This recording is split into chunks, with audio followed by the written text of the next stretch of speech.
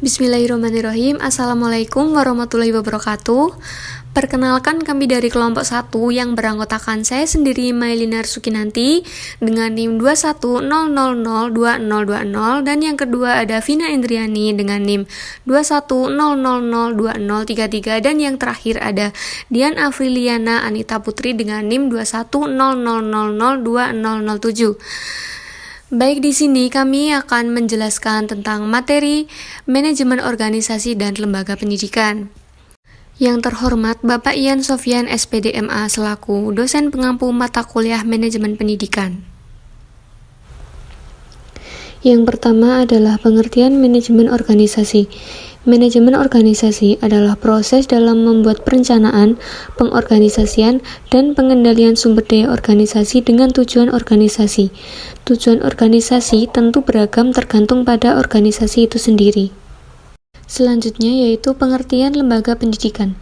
Lembaga pendidikan adalah suatu lembaga yang bertujuan mengembangkan potensi manusiawi yang dimiliki peserta didik agar mampu menjalankan tugas-tugas kehidupan sebagai manusia baik secara individual maupun sebagai anggota masyarakat. Selanjutnya ada bagaimana tahapan-tahapan dari manajemen organisasi dan lembaga pendidikan.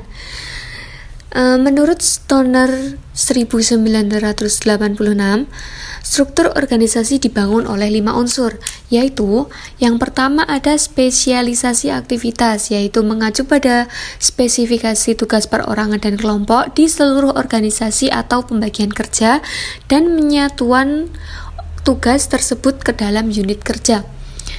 Yang kedua yaitu ada standarisasi aktivitas, yaitu prosedur yang digunakan organisasi untuk menjamin kelayakan kegunaan aktivitas. Menstandarisasi artinya menjadikan seragam dan konsisten pekerjaan yang harus dilakukan bawahan, biasanya dengan menggunakan peraturan, uraian jabatan, program seleksi, orientasi kerja, dan keterampilan kerja. Dan yang ketiga ada koordinasi aktivitas, yaitu prosedur yang memadukan fungsi-fungsi dalam organisasi seperti fungsi primer dalam suatu badan usaha, pemasaran, produksi, dan penjualan merupakan faktor-faktor secara langsung menunjang pencapaian tujuan organisasi. Yang keempat, ada sentralisasi dan desentralisasi keputusan, yaitu pengambilan keputusan yang mengacu pada lokasi kekuasaan pengambilan keputusan. Sentralisasi adalah proses pemberian wewenang pengambilan keputusan pada tingkat atas suatu organisasi, sedangkan desentralisasi merupakan pendelegasian wewenang pada semua tingkat organisasi. Dan yang terakhir yaitu ada ukuran unit kerja, yaitu mengacu pada jumlah pegawai dalam suatu kelompok kerja. Slide selanjutnya yakni jalur. Jalur sudah diatur di dalam UU Sidiknas nomor 20 tahun 2003 bab 1 pasal 1 ayat 7. Jalur pendidikan yakni wahana yang dilalui peserta didik untuk mengembangkan potensi diri dalam suatu proses pendidikan yang sesuai dengan tujuan pendidikan. Nah, di dalam jalur itu dibagi menjadi 3, yakni ada pendidikan formal, informal, dan non-formal. Slide selanjutnya yakni jenjang pendidikan. Nah, jenjang pendidikan merupakan tahapan pendidikan yang ditetapkan berdasarkan tingkat perkembangan peserta didik, tujuan yang akan dicapai, dan kemampuan yang dikembangkan. Jenjang pendidikan diatur di dalam UU Sisdiknas nomor 20 tahun 2003 bab 1 pasal 1 ayat 8. Jenjang pendidikan dibagi menjadi beberapa macam, yakni yang pertama pendidikan anak usia dini. Nah, pendidikan anak usia dini memiliki 2 macam, ada yang bentuk formal maupun informal. Bentuk formal yakni TK, RA maupun bentuk lain yang sederajat. Dan bentuk non-formal yakni kelompok bermain atau KB, taman penitipan anak TPA, atau bentuk lain yang sederajat. Nah, klasifikasi taman kanak-kanak dibagi menjadi 2 macam, yaitu taman kanak-kanak A dengan rentang usia 4-5 tahun, taman kanak-kanak B dengan rentan usia 5-6 tahun. Lalu yang kedua ada pendidikan dasar. Nah, pendidikan dasar yakni pendidikan yang menjadi dasar untuk melanjutkan pendidikan di jenjang menengah dan selanjutnya. Pendidikan dasar tercantum dalam UU Sikdiknas nomor 20 tahun 2003 tentang pendidikan dasar. Pendidikan dasar berbentuk sekolah dasar dan madrasah ibtidaiyah maupun bentuk lain yang sederajat, serta sekolah menengah pertama dan madrasah sanawiyah atau bentuk lain yang sederajat. Lalu yang ketiga ada pendidikan menengah. Pendidikan menengah itu terdiri atas pendidikan menengah umum dan pendidikan menengah kejuruan. Pendidikan menengah kejuruan yakni SMK. Pendidikan menengah atas yakni SMA yang diatur dalam UU Sisdiknas nomor 20 tahun 2003 bab 6 pasal 8. Yang terakhir ada pendidikan tinggi. Nah, pendidikan tinggi ini dijelaskan pada UU Sisdiknas nomor 20 tahun 2003 bab 6 pasal 19 dan pasal 20, yakni merupakan jenjang pendidikan setelah pendidikan menengah yang mencakup program pendidikan diploma, sarjana, magister, spesialis, dan doktor yang diselenggarakan oleh pendidikan tinggi. Selanjutnya ada jenis lembaga pendidikan. Jenis lembaga pendidikan diatur dalam UU Sisdiknas nomor 20 tahun 2003 bab 6 pasal 15, dijelaskan tentang jenis pendidikan yang mencakup pendidikan akademik, profesi, vokasi, keagamaan, dan khusus. Nah, dalam pendidikan umum, yakni pendidikan dasar dan menengah yang mengutamakan perluasan pengetahuan yang diperlukan oleh peserta didik untuk melanjutkan pendidikan ke jenjang yang lebih tinggi. Ada SD, SMP, dan SMA. Yang kedua adalah pendidikan kejuruan, yakni pendidikan menengah yang mempersiapkan peserta didik terutama untuk bekerja dalam bidang tertentu. Satuan pendidikannya bisa disebut SMK atau MAK. Yang ketiga ada pendidikan akademik, yakni pendidikan tinggi, program sarjana, dan pasca sarjana yang diarahkan terutama pada penguasaan disiplin ilmu atau pengetahuan tertentu.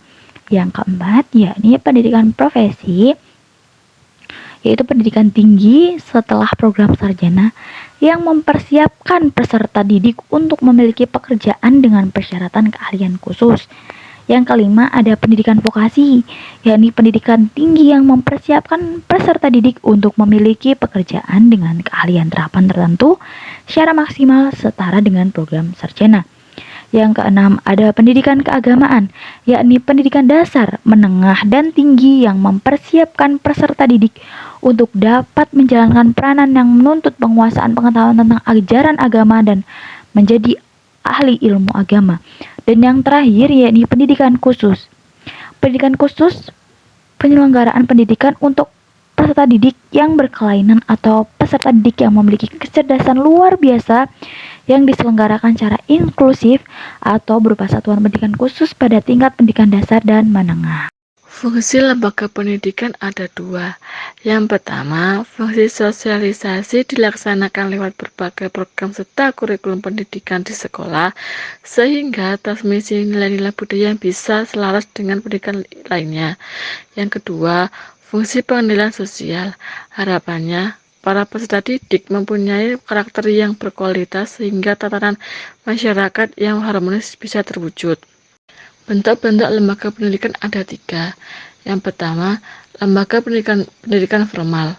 Lembaga pendidikan formal adalah lembaga yang menyediakan pendidikan secara formal dalam arti memiliki struktur dan jenjang untuk peserta didik.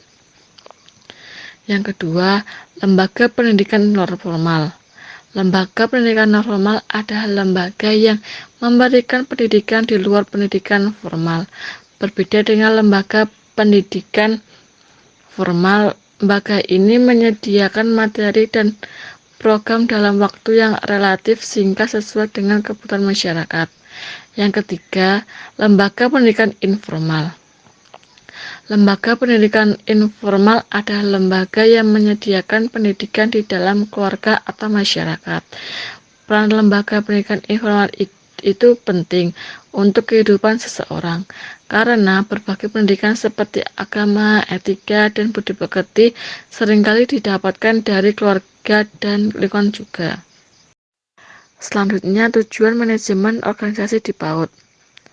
Bagaimana sebuah TK berusaha mengefisiensikan dengan cara meminimalisasi biaya pengeluaran tapi dengan hasil yang optimal, dan mengefektifkan dengan cara mengambil langkah yang tepat dalam mengambil setiap keputusan sehingga tujuan lembaga akan tercapai. Selanjutnya, fungsi manajemen PAUD. Fungsi manajemen lembaga PAUD terdiri atas 4 fungsi yang saling berkaitan satu sama lain. Fungsi manajemen tersebut antara lain 1. Perencanaan, 2. Perorganisasian, 3. Kepemimpinan, 4. Pengawasan. Yang pertama, perencanaan. Perencanaan ini meliputi visi misi, definisi kegiatan, definisi tujuan, perumusan strategi, dan perumusan rencana untuk mengkoordinasi operasi lembaga. Yang kedua, perorganisasian. Perorganisasian ini termasuk mendefinisikan tugas yang harus dilakukan, siapa yang melakukan pekerjaan, tugas yang harus dikelompokkan dan dikelola, siapa yang melapor kepada siapa, dan pada tingkatan apa keputusan dibuat harus diputuskan. Yang ketiga, kepimpinan. Dalam mengelola kepimpinan lembaga PAUD, direktur harus mampu menciptakan kegiatan yang memotivasi semua sumber daya manusia yang terlibat dalam lembaga pendidikan. Yang keempat, pengawasan.